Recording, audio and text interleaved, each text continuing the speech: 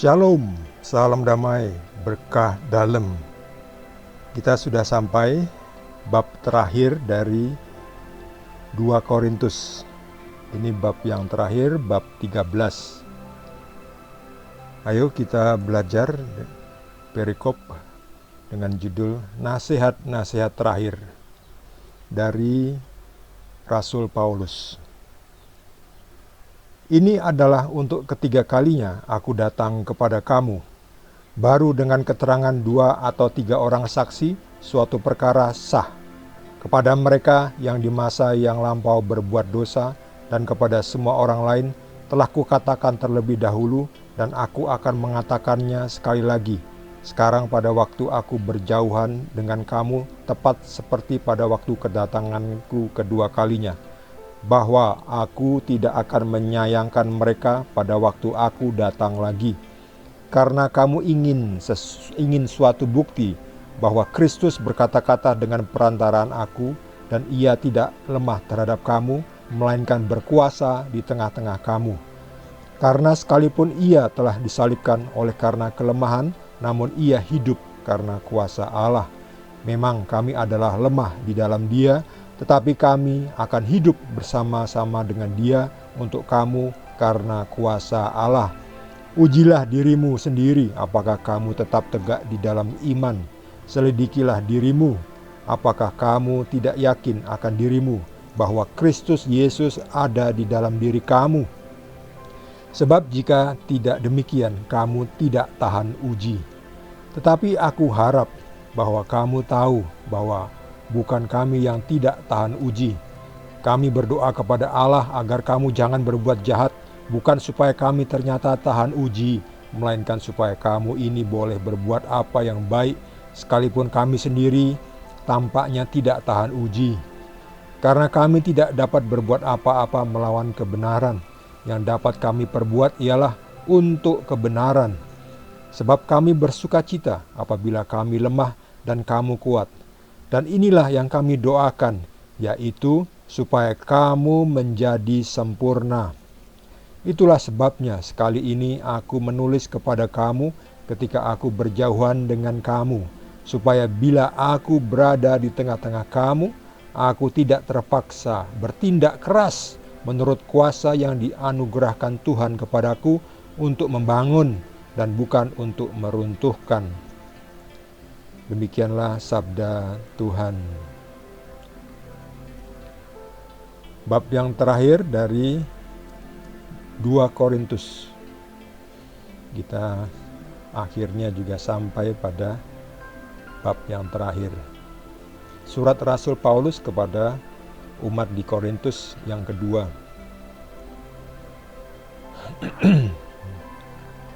Di sini Paulus ingin selalu mengingatkan kepada umatnya yang sudah dikunjungi, yang sudah dididik, yang sudah diberitakan kabar Injil. Karena tentu umat selalu butuh pendampingan. Iman itu butuh pendampingan, tidak bisa diberikan benih lalu ditinggal begitu saja, mengharapkan tumbuh dengan sendirinya. Tidak bisa. Harus didampingi, harus dirawat, harus dipupuk, harus disirami supaya bisa tumbuh dan juga dijaga dari hama. Di sini dikatakan oleh Paulus, baru dengan keterangan 2 atau 3 orang saksi, suatu perkara itu sah. Betul. Ya, memang harus ada saksi. Kalau tidak ada saksi, itu hanyalah klaim sepihak, bukan suatu yang nyata. Demikian juga Yesus, ya. Mukjizat Yesus itu nyata, disaksikan banyak orang. Jadi membuktikan bahwa Yesus adalah benar Mesias yang datang, Tuhan yang menjadi manusia. Ada mukjizatnya. Yesus tidak asal klaim. Kalau Yesus dikatakan bukan Tuhan, apa buktinya dia bukan Tuhan? Sebaliknya, Bukti-bukti mukjizat sudah banyak, itu membuktikan bahwa Yesus adalah Tuhan. Yesus melakukan semua mukjizat di depan banyak orang, tidak sembunyi-sembunyi. Jadi pertama ada mukjizat, lalu mukjizatnya disaksikan banyak orang. Kalau tidak ada mukjizat, untuk apa mengikuti orang seperti itu? Mengklaim dirinya hebat, mengklaim dirinya utusan, tetapi tidak ada mukjizat, tidak ada hal yang baik yang dia bawa, apalagi tidak ada saksi. Tinggalkan orang yang seperti itu. Guru yang seperti itu tinggalkan ya, itu guru yang ngawur. Utusan yang seperti itu tinggalkan, itu utusan yang ngawur. Harus ada saksi, harus ada mukjizat. Mukjizatnya disaksikan oleh saksi. Paulus juga mendesak, meminta umat untuk menguji diri. Apakah kamu tetap tegak di dalam iman?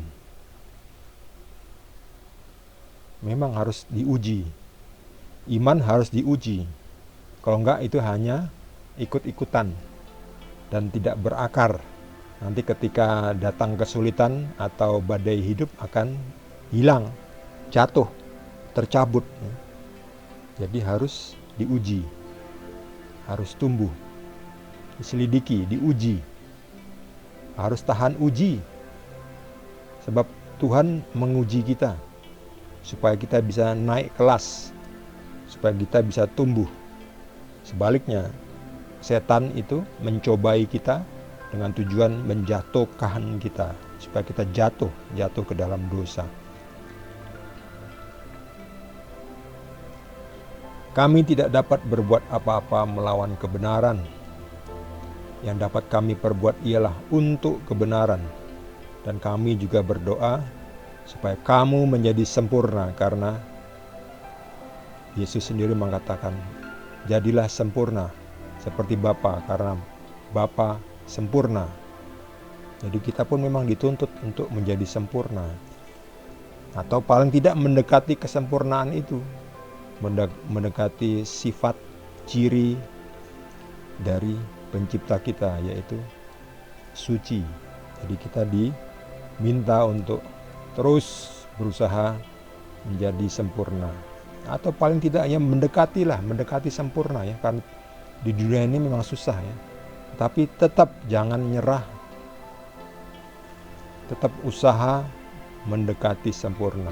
Nanti Tuhan yang akan melengkapi kekurangannya. Bagi saudara yang mendapat tambahan pencerahan dari Tuhan, boleh juga berbagi dengan kita semua. Yang belum subscribe, jangan lupa di subscribe. Kita akan lanjutkan dengan perikop terakhir dari bab 13 ini, dari bab terakhir dari surat Rasul Paulus kepada umat di Korintus yang kedua. Terima kasih.